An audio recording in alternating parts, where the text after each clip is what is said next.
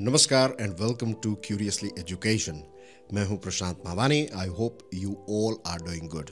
दोस्तों, मुझे interesting real life कहानियां पढ़नी भी पसंद है, शेयर करनी भी पसंद है एंड लकीली आप सबको ये सारी कहानियां जो हैं वो सुननी भी काफ़ी पसंद है।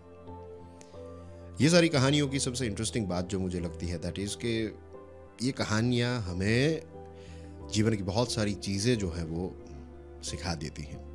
ये जो कहानी है इसको स्पेसिफिकली इसलिए सिलेक्ट किया गया है क्योंकि जिन्होंने ये कहानी बताई है उनका ये दावा है कि इस कहानी के ये जो 3 स्टेप्स हैं, अगर वो हम फॉलो करें तो हमारे जीवन की जो भी चिंता है, जो भी वरी है, जो बड़ा प्रॉब्लम है, उसको हम सॉल्व कर सकते हैं।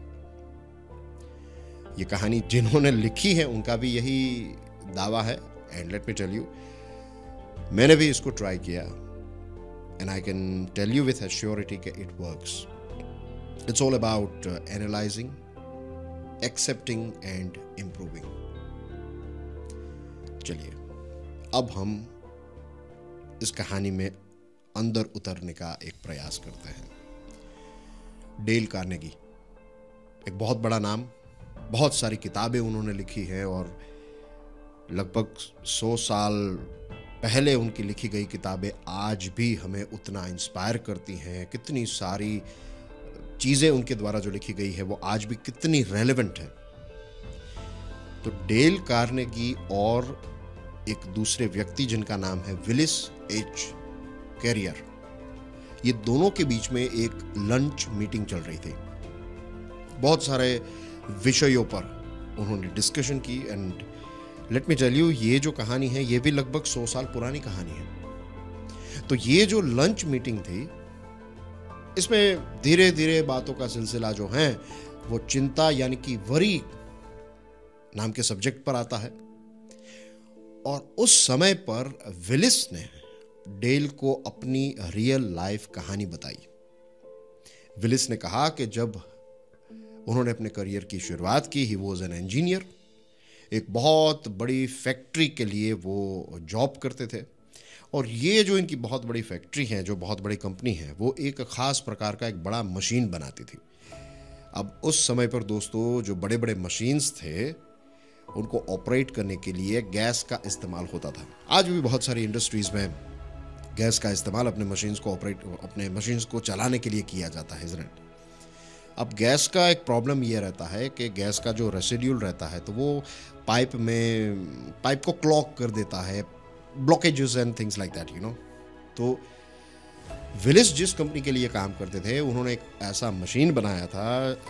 ये मशीन जो है वो आपकी फैक्ट्री में अगर इस मशीन को फिट किया जाए, आपकी फैक्ट्री के मशीन में इस मशीन को फिट किया जाए तो ये जो क्लॉगिंग है उसको ख़त्म करने की या फिर रिमूव करने की कैपेसिटी ये मशीन जो है वो रखता था। तो विलिस जो है इस मशीन को फिट करने के लिए अपने क्लाइंट की प्रीमाइसेस में जाते हैं, मशीन को फिट किया जाता है और ये मशीन जो है वो कुछ समय के बाद जो काम इस मशीन को करना चाहिए, it was not doing that job.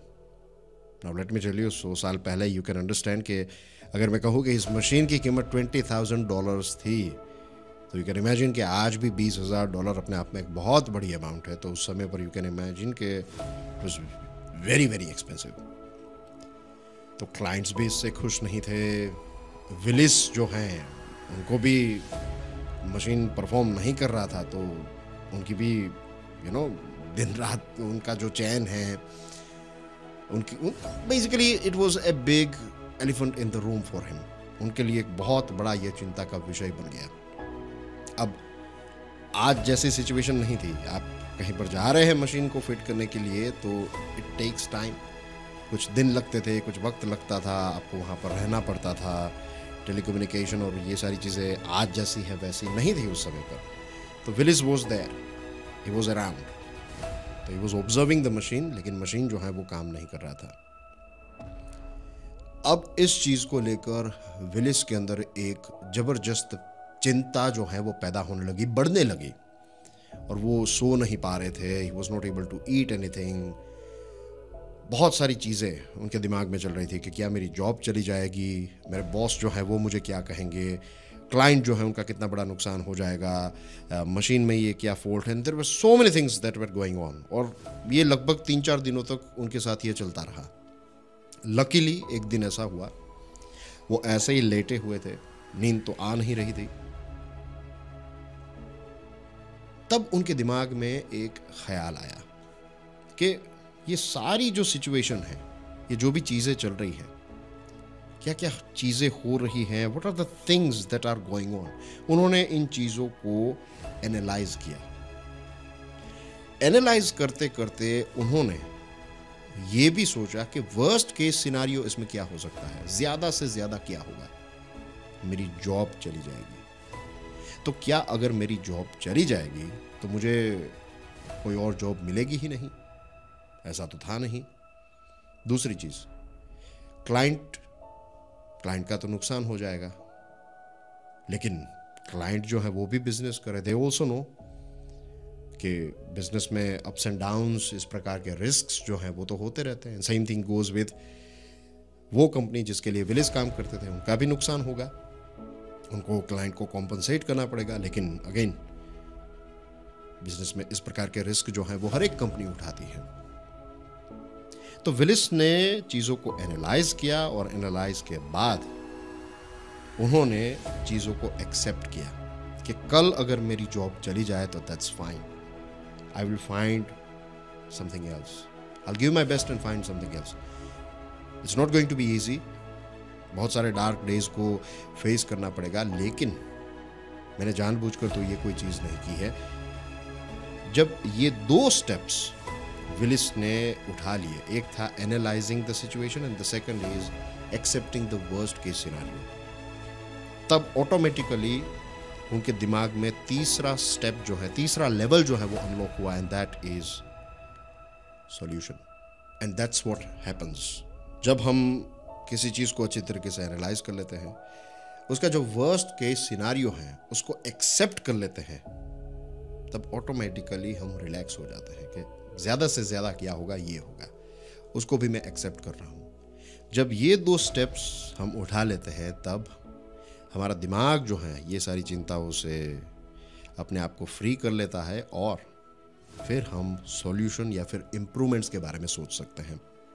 हुआ ऐसा ही, विलिस ने इम्प्रूवमेंट और सॉल्यूशंस के बारे में सोचना स्टार्ट किया और उन्होंने कुछ चीज़ें ट्राई की। फिर उन्होंने अपने बॉस को कॉल लगाया और बताया कि ये जो $20,000 का हमारा मशीन है, इस मशीन में अगर हम कुछ पार्ट्स ऐड करें जिनकी कीमत लगभग कुछ $5,000 की होगी, लेकिन अगर हम ये चीज़ें करते हैं, कुछ पार्ट्स इसमें ऐड करते हैं, कुछ रिमूव करते हैं, कुछ चेंजेस इसमें अगर करते हैं, तो ये मशीन परफेक्टली फाइन काम करेगा। उनके बॉस ने कहा इट्स फाइन, हमें आप पर विश्वास है।